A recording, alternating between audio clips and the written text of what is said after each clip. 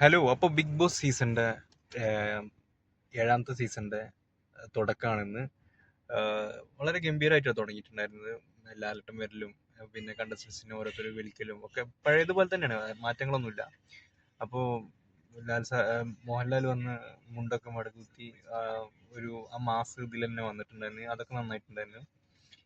പിന്നെ ഓരോ കണ്ടസ്റ്റൻസിനെ വിളിക്കുന്ന രീതിയായാലും ഒക്കെ പഴയ പോലെ തന്നെ അതിലൊരു ഗെയിമായിട്ട് ഒരു ഇത് കൊടുത്തിട്ടുണ്ടായിരുന്നു.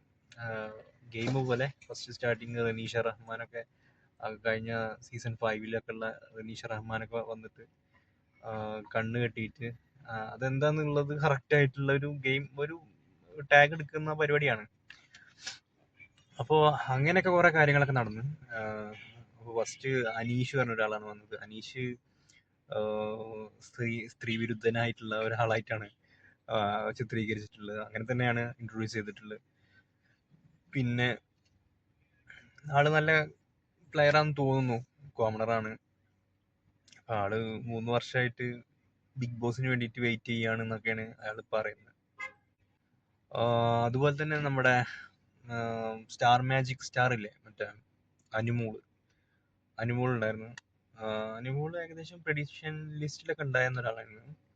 പക്ഷെ അനുമോള് ഇപ്രാവശ്യം എങ്ങനെ പ്ലേ ചെയ്യാന്നുള്ളത് നമുക്കൊരു ഒരു ഉറപ്പില്ല, എങ്ങനെയാണ് ഉണ്ടാവുക എന്നുള്ളത്. ആളെ ക്യാരക്ടർ വെച്ചിട്ട് ആളൊരു അയ്യഭാവം പോലെയാണ് എനിക്ക് തോന്നിയിട്ടില്ല. എപ്പോഴും പെട്ടെന്ന് കരയുന്ന ഒരാളായിട്ടൊക്കെ എനിക്ക് തോന്നിയിട്ടുണ്ട്.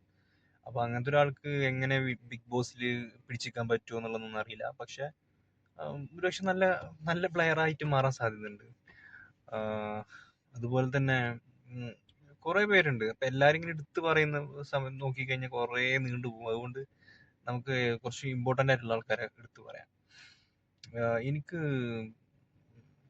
ഒന്നിൻ സാബു, ഇവരെ ഈ അദ്ദേഹം വന്നപ്പോ കുറച്ചും കൂടി ഒരു ഇൻട്രസ്റ്റിംഗ് പേഴ്സൺ ആയിട്ട് തോന്നിയിട്ടുണ്ട്.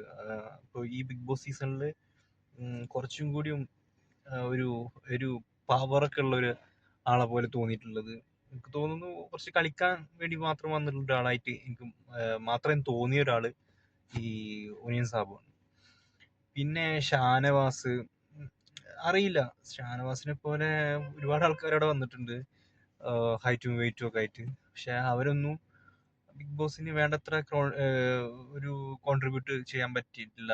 അങ്ങനത്തെ ആൾക്കാരായിരുന്നു. അപ്പോൾ അങ്ങനത്തെ ആൾക്കാരെ നമുക്ക് വിശ്വസിക്കാൻ പറ്റില്ല. എങ്ങനെയാണ് എന്താണ് പ്രഡിക്ഷൻ ചെയ്യാൻ പറ്റില്ല. അപ്പോൾ എങ്ങനെ പ്ലേ ചെയ്യുക എന്നുള്ളതൊന്നും നമുക്ക് പറയാൻ പറ്റില്ല. ചിലപ്പോൾ നമ്മളെ ഭയങ്കരമായിട്ട് ഡിസ്റ്റർബ് ആക്കുന്ന കുറെ കണ്ടസ്റ്റൻസ് മുമ്പ് ഉണ്ടായിട്ടുണ്ട്. അതുപോലത്തെ കണ്ടസ്റ്റൻസ് ആയിട്ട് മാറാൻ സാധ്യതയുണ്ട്. അപ്പോൾ നമുക്കൊന്നും പറയാൻ പറ്റില്ല. ഇപ്പൊ ഇവരിൽ ആരാണ് ബെസ്റ്റ് ആവുക എന്നുള്ളതൊന്നും നമുക്ക് പറയാൻ പറ്റില്ല. പിന്നെ തോന്നിയിട്ടുള്ളത് രേണുസുതി, ഇവർക്ക് ഒരുപാട് നെഗറ്റീവ് സൈഡ് ഉണ്ട്. പക്ഷെ ഇവര് ഒരുപക്ഷെ അത് കയറി വരാൻ ചാൻസ് ഉണ്ട്. ഇവർക്ക് എനിക്ക് തോന്നുന്നു ഇവര് പുറത്തുണ്ടാക്കിയിട്ടുള്ള കുറച്ച് നെഗറ്റീവ് ഒക്കെ ബിബിക്കുള്ളിൽ വന്നു കഴിഞ്ഞാൽ കുറച്ചുകൂടി പ്ലസ് ആവാൻ സാധ്യതയുണ്ട് ചിലപ്പോൾ. ആരും പറയാത്തൊരു അഭിപ്രായമായിരിക്കും ഇത്. പക്ഷെ എനിക്ക് തോന്നുന്നു ഇവരെ കുറച്ചും കൂടി നേരിട്ട് മനസ്സിലാക്കേണ്ട കുറച്ച് കാര്യങ്ങളുണ്ട്. നമ്മളിപ്പോ വീഡിയോക്കുള്ളിൽ ഷോർട്ടിന്റെ ഉള്ളിൽ മാത്രം കാണുന്ന ഒരു വ്യക്തിയായിട്ടാണ് നമ്മളിപ്പോ അവരെ നമ്മൾ വിലയിരുത്തുന്നത്.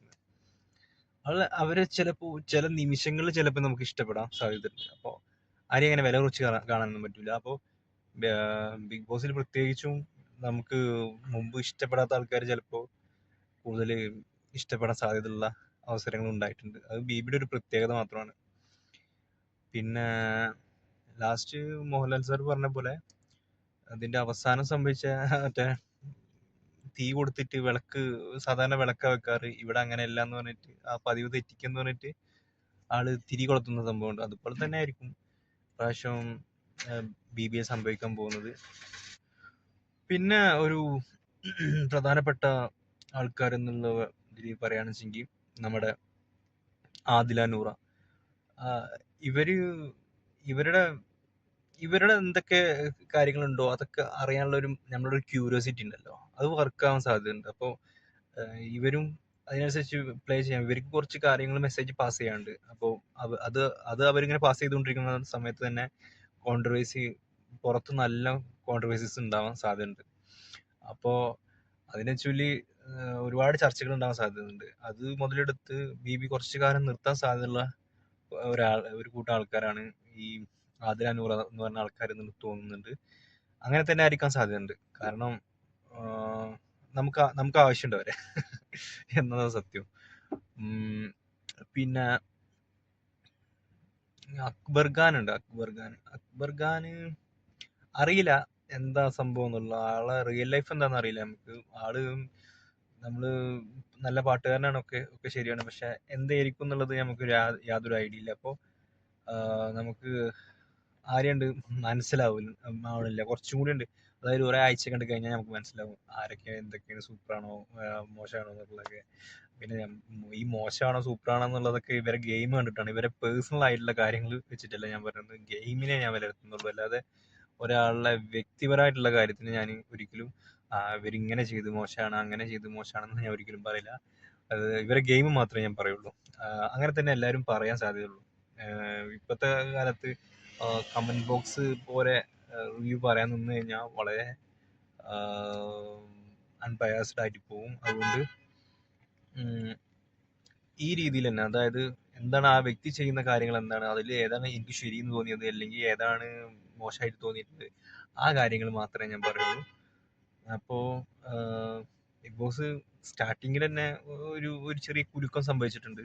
അപ്പോൾ ഇനിയുള്ള ദിവസങ്ങളിലും അങ്ങനെ സംഭവിക്കാൻ സാധ്യതയുണ്ട്.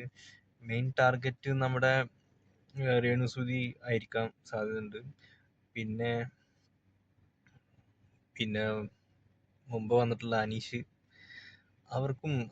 അവരെന്തോ എന്തോ ഒരു എസ്പെഷ്യലി എന്തോ ഒരു ബെസ്റ്റ് ഉണ്ട് അവർക്ക് എന്തോ ഒരു കോണ്ടന്റ് ഉണ്ട് എന്നുള്ളത് നമുക്ക് ഇങ്ങനെ മനസ്സിലാവുന്നുണ്ട്. അപ്പൊ അവരും ഒരു പ്രധാന ഘടകമാണ് ബീവിക്കെന്ന് തോന്നുന്നുണ്ട്. അപ്പോൾ അടുത്ത ബി റിവ്യൂ ആയിട്ട് നാളെ കാണാം.